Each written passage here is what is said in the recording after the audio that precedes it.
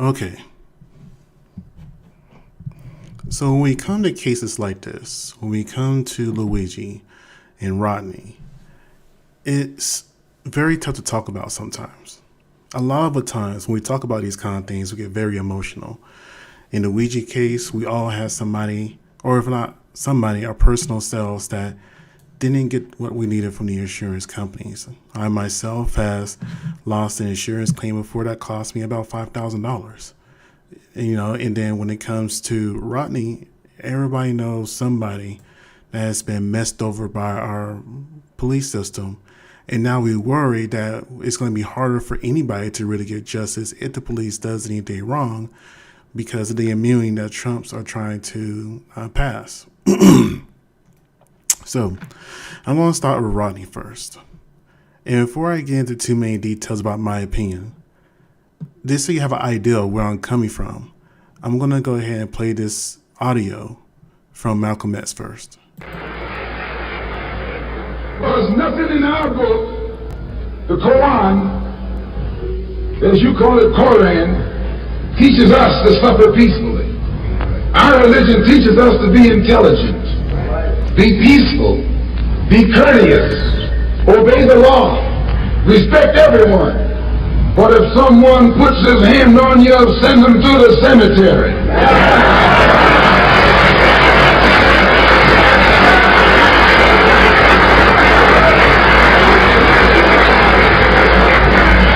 That's a good religion. In fact, that's our all-time religion.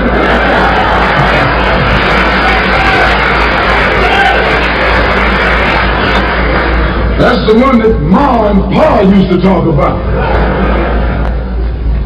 An eye for an eye, and a tooth for a tooth, and a head for a head, and a life for a life.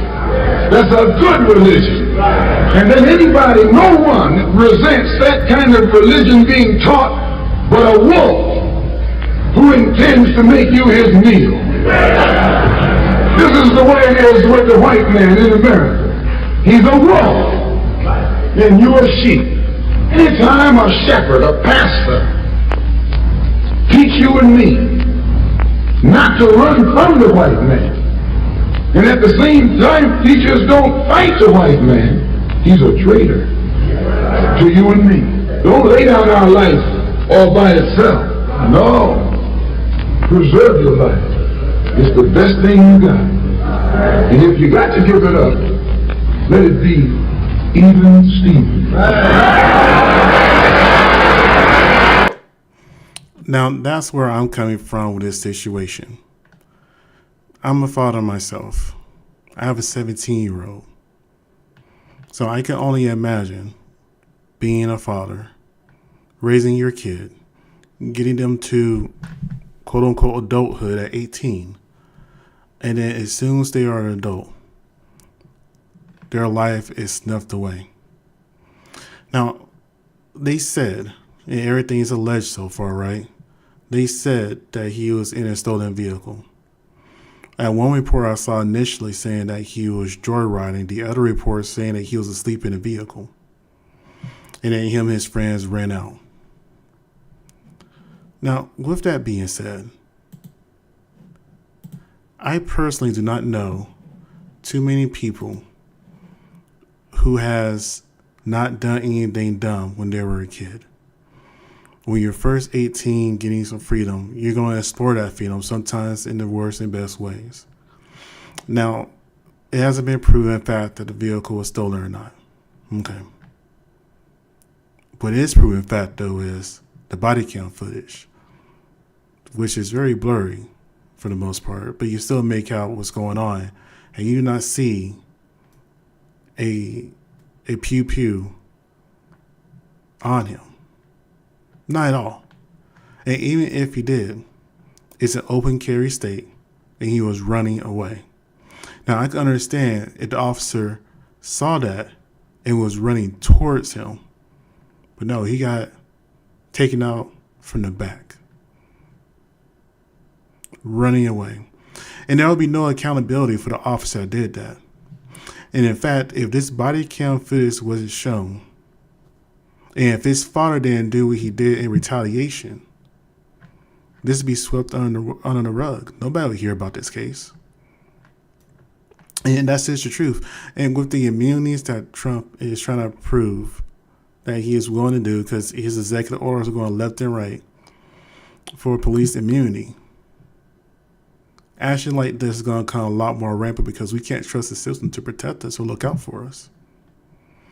See, there's always a consequence for anything you do or anytime you undo something. Things in there are in place for a reason, not just to protect yourself, but protect others. But let's be real here.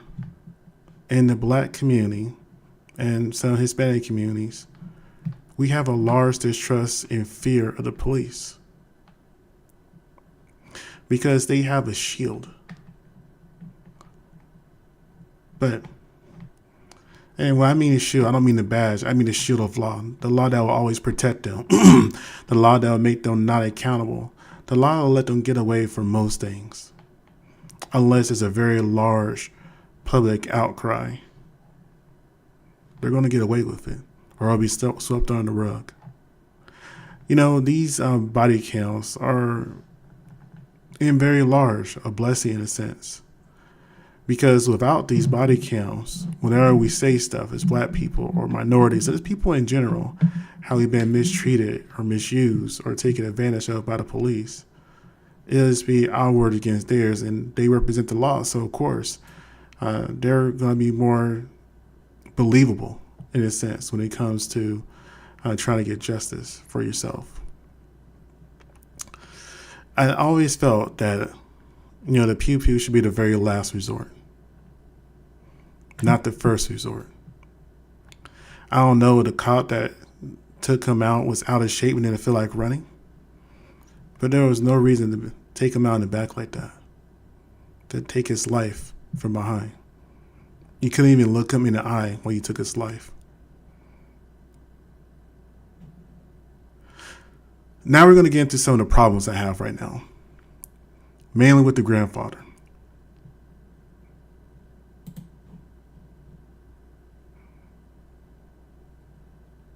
Grandfather. Wait a minute, hold on. I'm Rodney Hinton Sr.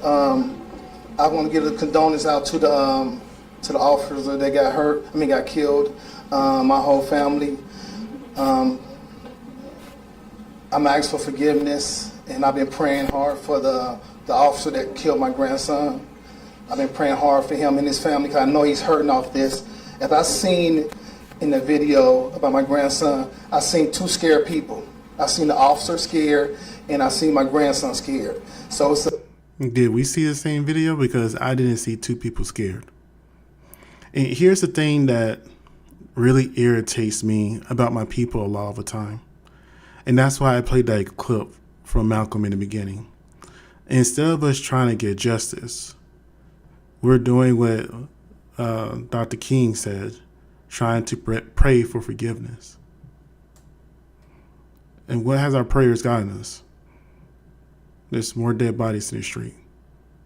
an unfortunate incident that happened. So that's all I seen. It was like, I didn't see the police there trying to kill. No. What I seen was two persons made a mistake. My grandson made a mistake being there, and the officer, he was trying to get back to his family too. So that's what I seen. So I'm going to stopping it, but it really irritated me that you said that he's trying to get back to his family. So he thought it was okay to take away a life of an 18-year-old who will never have an opportunity to have his own family.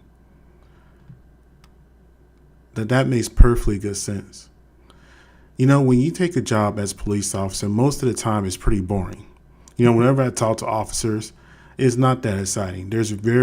I know officers that have never pulled their gun in years. I mean, years of being on the force. Some never. But for some reason, a black young man that is running away warrants him fearing for his life, him fearing that he won't get back to his family, and it's to take his life. That's what I don't like. I don't want to hear he's trying to cope. I don't want to hear that, you know, he prayed for discernment. This ain't it. He's giving that officer an out. That officer is not going to come forward and say I did a dirty or bad shooting. That officer probably won't even be investigated because of what Rodney did. Or if he is, he'll get a very light tap on his shoulder. Maybe suspicion would pay. Anyway, let's continue. So it's not about revenge or anything. I have nothing against nobody. You know, my Lord and Savior is Jesus Christ, and I represent Him. So, with that said, please, everybody, just try to forgive everybody who done anything to anybody. Mr. Rankin, for you, this is a fact-finding mission more than anything to make sure you understand. Yeah, it's a peace thing for me, for everything, for everybody to heal off this. I want everybody to heal off this. You know, it was just like a mistake. I really feel bad for the officer who was shooting because I can see the scariness in him too. People can't see it because I'm going spiritual with this now. So I was able to see that God had allowed me to see this part of the accident. You know, just like my son made an accident too. So he made an accident. Just, you know what I'm saying, just trying to just move on now. That's all I'm trying to do on. And I'm praying for the officer and their family. You know? How hard has this been for your entire family from Thursday into Friday with all of this plan? It's a lot. It's been hard on my side of the family. I know it's been hard on Tori, because me and Tori, you know, we and her is so tight. We usually we were born on the same day. So God, it's crucial how me and her have, you know, to explain this now. We born on the same day, but different years. You know what I'm saying? So all this was building up to this point. But I was trying to I have to bring the peace to this. There's no violence in this, no revenge. You're aware there's social media chatter that people in the community might feel a different way? We haven't been on it at all. I'm being no social media. I don't do no Facebook, nothing. I just rely on the power of God. That's it. It seems like there's some tensions though based on some of those posts. Do you have like a calming message for those who are? Did you hear from Saul? And I'll tell you why that made me really angry here in a minute. And, you know, I'll tell you right now. We don't always be connected with our children. I know that's his grandson, but what about the pain of his son? Now, I don't know Rodney Sr. at all. I don't know if he was a great father, a good father or not. But the one thing that I would like to say, that if something happened to my kid, I understand 100%. Because what do police say whenever they take one of us out? We fit the description. So this man, his son, Rodney Jr. saw his son get unalived. And it didn't make any sense because he was running away. So what if he stole a car? That clearly wasn't the case. Now, I'll keep playing here in a minute. But so what if he stole a car? So what he was running? Where, if any of that, justifies a shooting? And on top of that, they planted a gun. Because nowhere in that video did you see a gun. But, you know, he's going to say mistakes were made. Mistakes were made. The wrong man became an officer. That's what happened. His grandson was set up. That's what happened. And his father, instead of getting on here praying and hooing and hollering and talking about justice, he just wanted to get something back. An eye for an eye. What's your name? My name is Marlon. I'm Ryan's cousin. My condolences to everybody involved in this. I just want to say, Ryan, I'm so sorry. God, please watch over the rest of my family. I want to address all the negativity and saying he was being a stolen car, this and that. Listen, he was supposed to be at home that night and shit. Let me get this out. He had no business being on a stolen car, man. He had a bed to come home to. He slept in a car. He couldn't get in the house. All right. He called me like 6, 9 times, like 12, like between 12 and 1. He called me trying to get in. Text me. And I was asleep. Ryan, I'm so sorry. This was never supposed to happen to you. Ever. I'm so sorry, Ryan. I'm so sorry, Ryan. Just know he wasn't supposed to be there. He wasn't supposed to be there. He wasn't. He was scared. He tripped and fell. He must have been so scared. I'm so sorry, Ryan. Just like everybody just talking shit about him. Just know he wasn't supposed to be there, y'all. That's right. He tripped and fell. So his final moments of his life wasn't peaceful. The final moments of his life was being chased and gunned down by, you know what? Let me stop my words right there. But the grandfather gonna say mistakes were made. When you're 18 years old, starting to understand and explore life, like I said earlier, you're not always gonna make the best choices or the smartest choices. So it sounds like, from what I'm gathering, he just hung out with some friends because he couldn't get inside his house.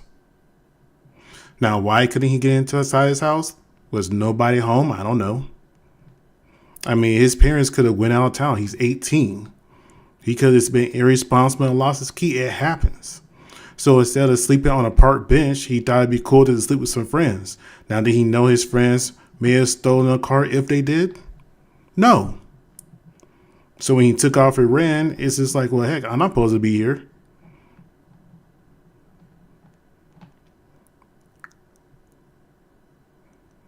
Him running is not a justification for a life being lost. Him running is not a mistake of that officer to give him an excuse to fire off his weapon. There was no mistake there. That was a very illogical, nonsensical, stupid thing that officer done. It was a dumb choice. Just to break it down like that, it was a stupid choice that officer made. I don't care if he's scared. If he's scared, he shouldn't be an officer. And I feel bad for his cousin. I don't know if he stays with his cousin. I don't know what that dynamic is like. But his cousin fully feels responsible. And he was trying to get home, called 6 to 9 times to get inside the house. I know his cousin gotta feel like shit. I know he has to. He has to because he's thinking to himself, if I would have answered that phone, he would still be alive now. I could have let him in the house and we'll be eating breakfast, talking about football or whatever else right now. But instead of that, we're planning for a funeral and waiting to see what's going to happen to your dad. Because realistically speaking, most likely his dad is going to be found a way taken out in jail. If they're not going to be sitting here beating him every single chance they can get, peeing in his food, doing whatever they can to him.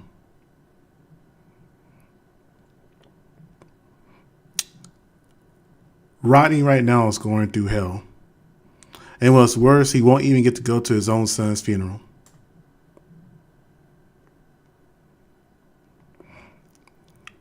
You know, there's an old saying that said, we are not our ancestors. We're going to fight back. But the interesting thing about that statement, our ancestors did fight back.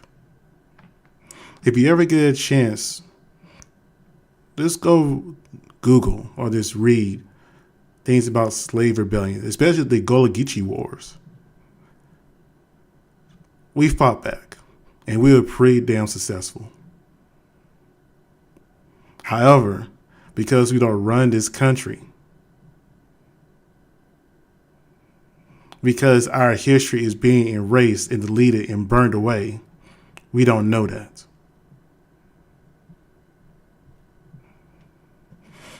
Anyways, let's look at a couple other people's reactions to this situation. I see a lot of people talking about Rodney Hinton Jr.'s response to his son being shot at his motherfucking back and unalived by those cops who lied on the report. See, I didn't know they laughed.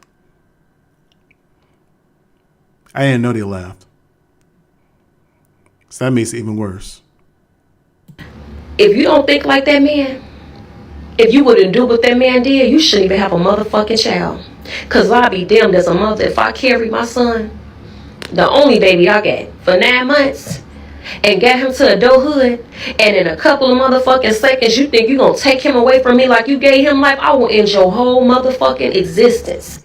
You know what I also think about this is, a lot of the times whenever these tragedies happen, they always make it seem like the fathers don't care. And this is touch on this a little bit. Men and women are very different. Women are more emotional and more vocal. And men, we feel emotion, of course, but we do more actions with our emotions. And whenever the two can actually come together, men and women, the action and the emotion, it's an unstoppable force. But they work very hard to make sure that men and black women stay apart so much. But when you see this situation like this, you see so many of us are coming together that it worries them. You see, Trump did something that he didn't expect. He's unintentionally unifying the black community. These continued police officers are starting to unify the black community. I always said that Dr. King was probably one of the worst things that ever happened to the black community in the movement. And there's a reason why they gave him a holiday and not Malcolm X.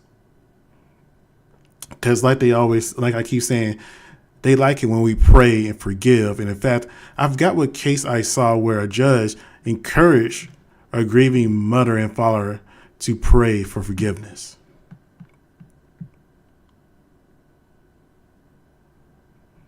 But where's our justice?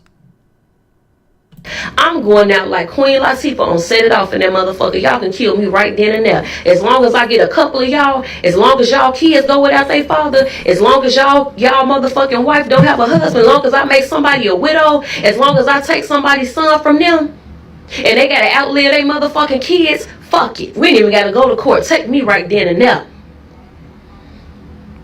Black people are fucking tired of y'all being so fucking comfortable to fucking play fucking executioner on the streets. If he stole a motherfucking car, if he in a car, take him to jail. Y'all get these motherfuckers that shoot up schools. She's right. What was that little white boy with the bald haircut that shot up a school? And not school, no, it was a church, I think. It was a church.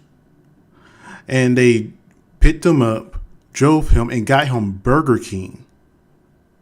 I remember I was so mad when I saw that. They got him Burger King because he was hungry.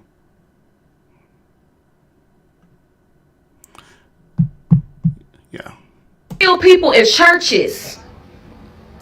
Open up motherfucking windows all the way in the fucking airplane, all the way in the sky. Y'all managed to get them to the motherfucking courtroom.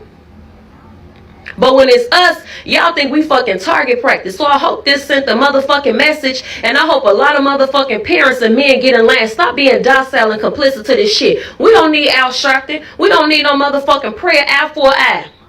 Life for a life. Body for a body. Funeral for funeral. Keep the shit up.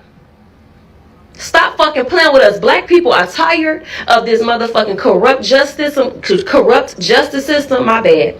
Black people are fucking tired of these police who think they're just gonna keep coming and unaliving us, and we just not gonna do shit about it. We tired of crying.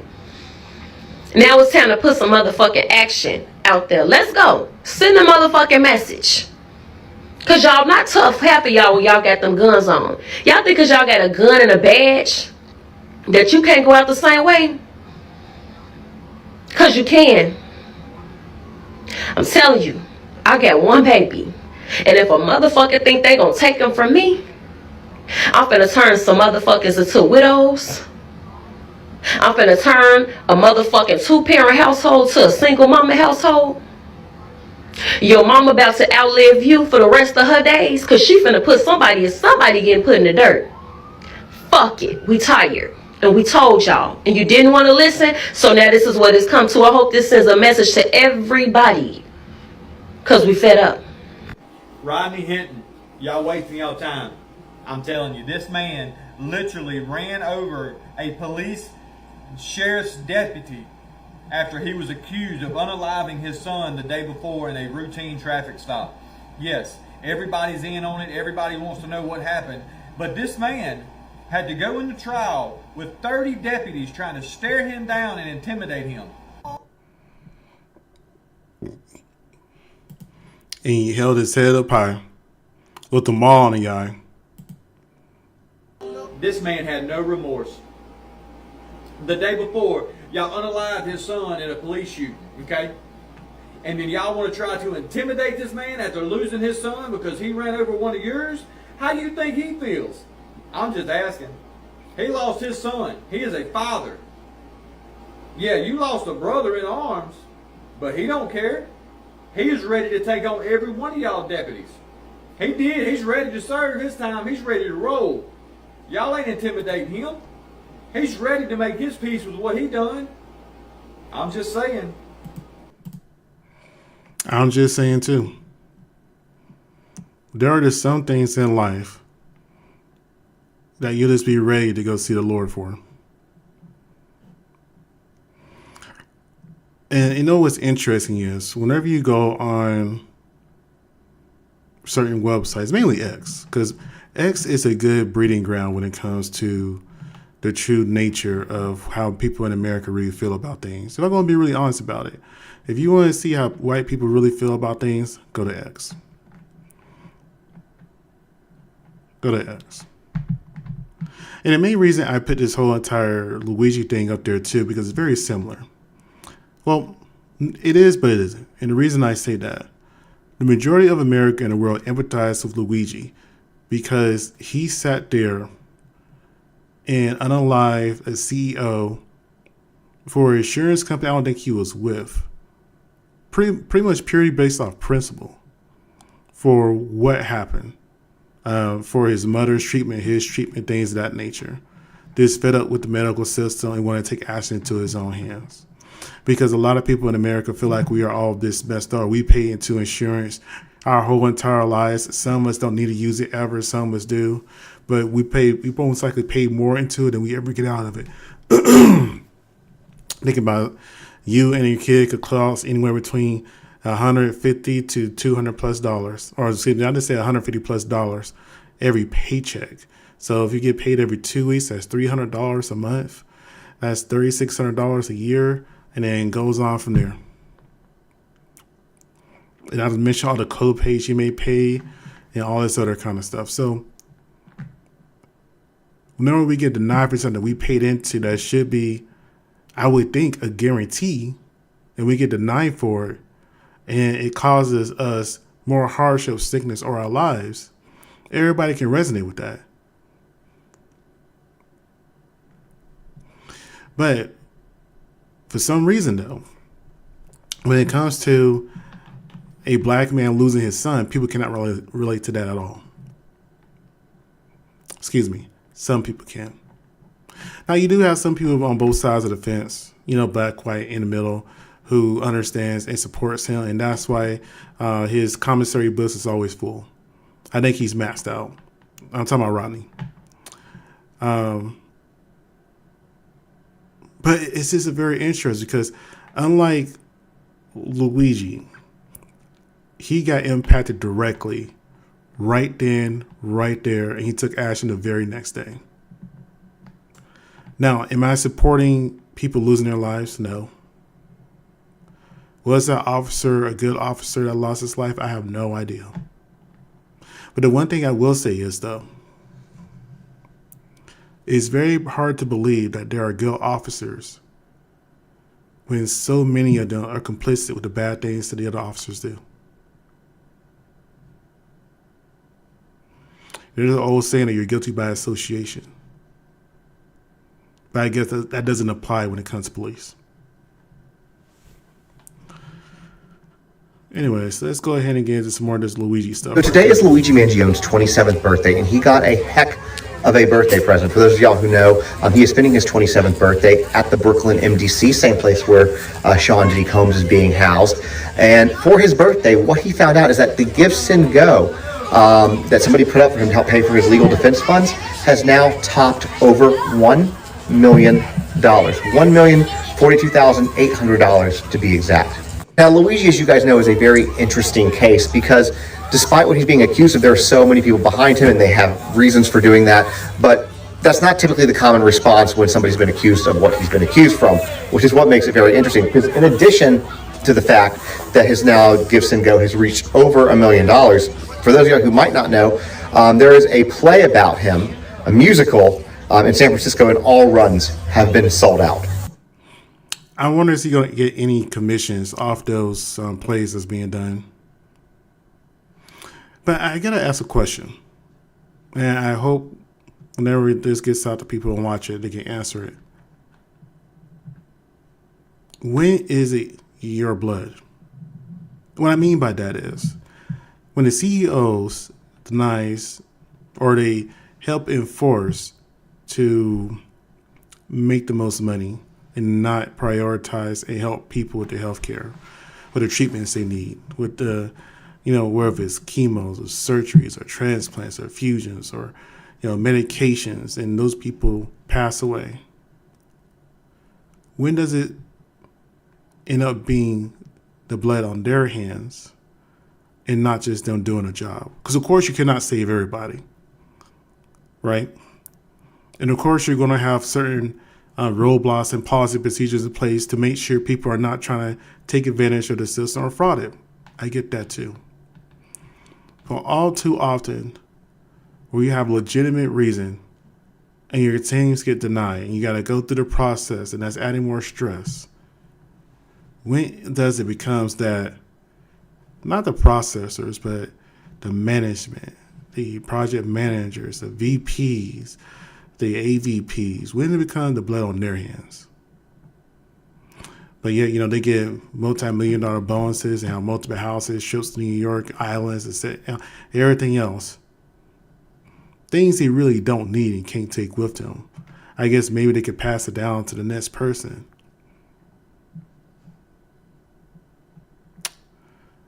But yeah, it really burns me up too. Anyways, drop your thoughts in the comments about this whole thing about his Gifts and Go reaching over $1 million. And of course, I'm covering this case as well as Diddy and so many others that are coming up.